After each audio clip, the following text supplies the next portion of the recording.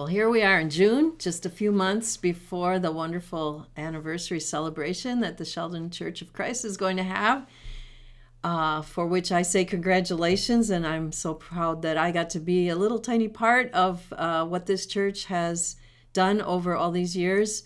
And I was asked to give a little video presentation. I'm going to try not to take too much time. When you're as old as I am, you have a lot of things to talk about.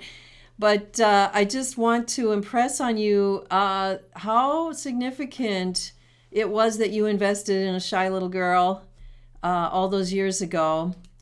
I arrived in Sheldon looking about like this. I was 7 years old when Mom and Dad bought the farm. And one of the things right off the bat that this church did for me was that Peg and Bob Jennings, who lived a mile up the road, offered to stop and pick me up and take me to Sunday school and church every Sunday. And I think that was one of the most significant things that ever happened in my life. This, by the way, is my sister. Whoops, I thought I was picking up the cursor. This is my sister Karen and my sister Sarah, who also could tell you some stories of how this church has impacted their lives. Two of my best friends have been either members or frequent visitors of the church. This is probably after I had moved to Germany, but Twyla and Betty, who many of you know quite well. So maybe I'll go back to the little kid picture.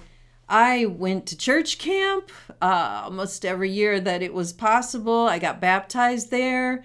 I later became a cabin mom and then a Bible teacher, and even more recently was the main speaker for a camp for adults. I don't remember exactly what the name of that camp was. I had Sunday school classes at the church. I remember in particular Grace Biederman, who I thought was really, really pretty, and Herb Cooper, who I thought was really, really funny, but just pretty and funny, wouldn't really say the truth about how they invested in my life, and all the other teachers who I had, all the pastors who led this church over the years have had an impact on my life and discipled me and helped me to become a person who was making wise decisions and loving Jesus. And I graduated then from high school. Going too far here. Graduated from high school and I went to the University of Wisconsin at River Falls, where I studied dairy science of all things. I immediately, when I arrived in River Falls, that very first Sunday, I sought out a good Christian church and a Christian student group. So I was a part of Chi Alpha, became a student leader in Chi Alpha. That's a campus ministry that's interdenominational, but under the oversight of the Assemblies of God. And that led to me becoming a campus pastor in River Falls for Chi Alpha. And that led me to moving to Germany, where I was the campus pastor at the University of Cologne for most of the 9 years. I started for 1 year in Munich and then moved to Cologne and started a new ministry there. Some of the students who were impacted by that ministry visited this church in Sheldon, although you might not remember them anymore, but they were here visiting me and came to this church. I could talk so much about it. Just a few things, like here's a picture of the students who were in the group in the early years. I could talk about each one of them and tell you what is going on in their lives. But maybe this woman, Jessica, married a man who became the leader of the Vineyard movement in Germany.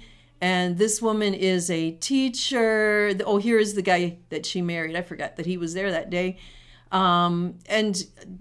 This man, Hermann Grue, is a political leader in Germany. I better stop because it's not going to be possible to tell you about all of them. Here, a picture of, maybe 8 years later, student leaders in the ministry which had grown quite large by that time. Reinhard was a missionary to Indonesia and Southeast Asia and was there when that terrible tsunami hit and was part of the workers who helped there. School teacher, computer analyst, raising her kids for God. There's just all kinds of things I could say about each one of them. And it's like they could come to the Sheldon Church and say, you're like their grandparents because you sent me to Germany to disciple them, right? I got to be in Germany when the wall came down. That's before it came down. I was standing in East Germany next to a soldier, and you can never stop Amy from showing cows. So there I am pulling into first place with that nice black beauty. So after 9 years, God called me out of Germany, one of the hardest experiences of my life because I thought I was going to stay there forever. But he called me out for reasons that became clear later. And I first went to Fuller Seminary for my Master of Arts. And then I got my PhD from the University of Birmingham in England. While I was finishing up my PhD, I had a chance to teach a master's level course in the Philippines. It was so gorgeous there. And there's most of my students are in that picture. And after I graduated, I was offered a job at the North Central University in Minneapolis. And so I kind of came back home. I'm still a Packers fan, even though I live in Minnesota. And I wear my Packers t-shirt every time the Packers beat the Vikings. But I taught then at North Central University for 22 years. This is a class for maybe 10 years ago. The guy in the back kind of doing that funny shout or whatever, he is now a board member on my nonprofit, and I can tell about a lot of them too and what's going on in their lives. Just think, you invested in me and I invested in them. You are a part of this process. I had students in my home all the time. Again, many stories there. And in all these years, I have preached here, there, and everywhere and had chances to impact people with the gospel through preaching. But now as I have finished at North Central and am looking to do some things that I couldn't do when I was working full-time there, my main focus is on the Biblical Literacy Project, which some of you have already benefited from in past years. This is an organization that I started where qualified teachers, not just me, but a whole list of us, we go into churches and groups and we teach Bible at the level of a college freshman so that it's a little more than you would get in Sunday school, but not overwhelmingly academic either. It's very, very easy to grasp and to give you just a little more Bible than you often are able to get.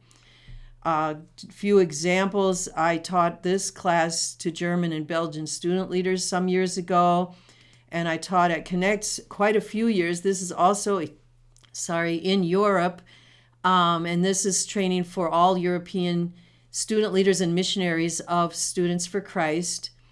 And I'm very timely here. I'm going again this year after it was canceled twice for COVID. So in July, I will be jumping in an airplane and flying to Connect, where I will teach another group of students. Here's a picture of the whole group of both staff and participants who were at Connect some years ago. So that's the sort of things I'm doing now. I also teach adjunct classes at Bethel Seminary, where Jeremy got his DMin, and at North Central. And I hope to expand even more on my chances to teach in different places.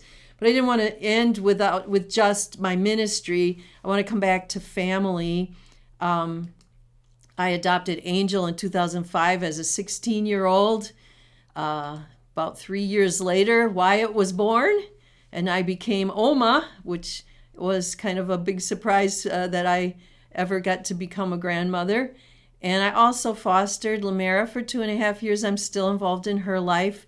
She is now the mom of 2 little girls, struggling a little. For any of my family members, I'd be glad for prayer.